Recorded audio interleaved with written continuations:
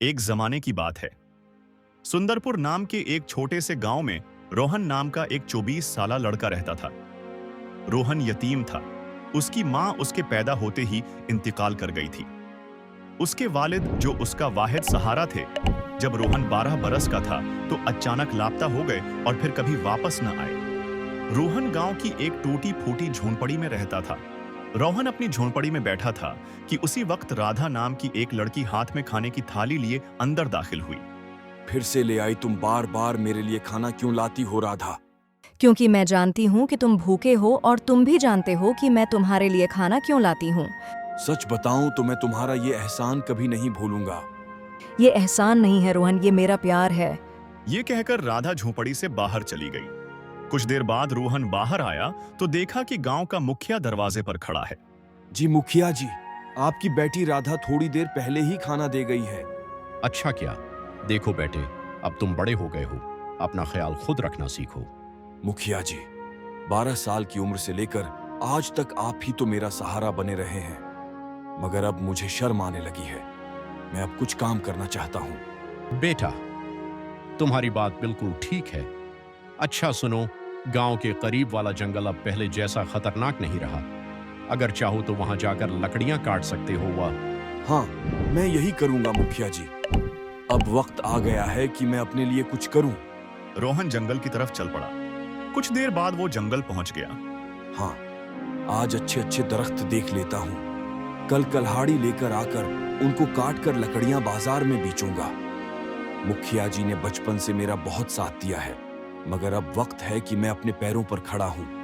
इतना कहकर वो आगे बढ़ा ही था कि अचानक उसकी नजर एक बड़े दरख्त पर बैठी चील पर पड़ी, जो उसे बड़ी अजीब नजरों से घूर रही थी।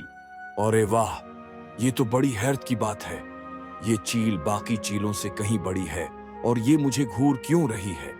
रोहन ये सोच ही रहा था कि अचानक वो चील उड़ती हुई उसके पास आई और इंसानी आवाज में बोली, मैं तुम्हें पहचानती हूँ।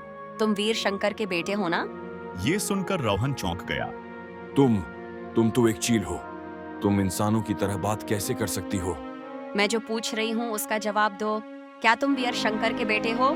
हाँ, मैं वीर शंकर का बेटा हूँ। तुम्हारे वालिद कुछ बरस पहले लापता हो गए थे और फिर वापस नहीं आए। मैं तुम्हारे वालिद के राज के बारे में सब कुछ जानती हूँ।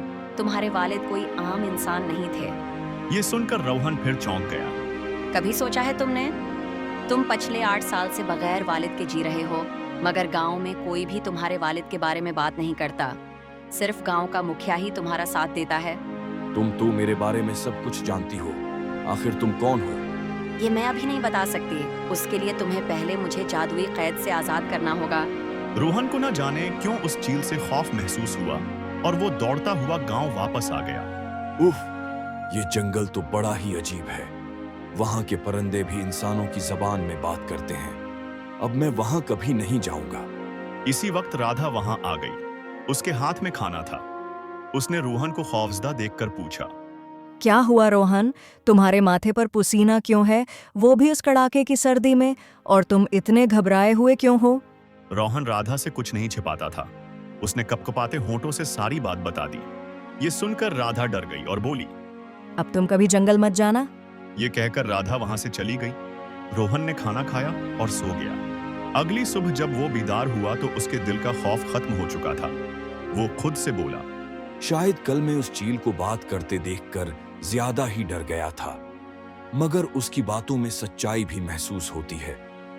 वो मेरे वालिद के बारे में जानती है और उसने ठीक कहा था कि गांव में कोई भी मेरे वालिद का जिक्र नहीं करता। जब भी मैं मुखिया जी से पूछता हूँ, वो बात टाल देते हैं और बस यही कहते हैं कि माँ तो मुझे पैदा करते ही चल बसी और वालिद 8 बरस पहले जंगल गए थे और वापस ना आए। रोहन सोचों में गुम हो गया और फिर से जंगल की तरफ चल पड़ा। कुछ देर बाद वो इसी जगह पहुंचा जहां कल चील मिली थी। चील उड़ती हुई आ गई और बोली, मुझे मालूम था कि तुम जरूर वापस आओगे। तुम भी अपने वालिद वीर शंकर की तरह बहादुर हो। अब तो बताओ, तुम मेरे वालिद के बारे में क्या जानती हो? क्या वो जिंदा हैं? कल मैंने कहा था कि पहले तुम्हें मुझे जादुई कैद से आजाद करना होगा, लेकिन घबराओ नहीं, मैं तुम्हारी मदद करना चाहती हूँ। तुम मुझे अपना दोस्त समझो। मैं जानती हूँ कि तुम बचपन से गुर्बत झेल रहे हो और तुम्हें अक्सर इस बात पर शर्मिंदगी होती है। ये सुनकर रोहन उदास हो गया और बोला, जब मुखिया जी की बेटी राधा मेरे लिए खाना लाती है तो मुझे बहुत शर्मिंदगी होती है। वो मुझसे मोहब्बत करती है और मैं भी उससे मोहब्बत करता हूँ, मगर अभी तक अपने पैरों पर खड़ा नहीं हो पाया। मैं किस मुन्ना से मुखिया जी से राधा का हाथ मांगूंगा। फिर रोहन ने उस चील को जादू कैद से छुड़ा लिया और चील ने बदले में रोगन और राधा की शादी करा दी और वो आपस में खुशी खुशी रहने लगी।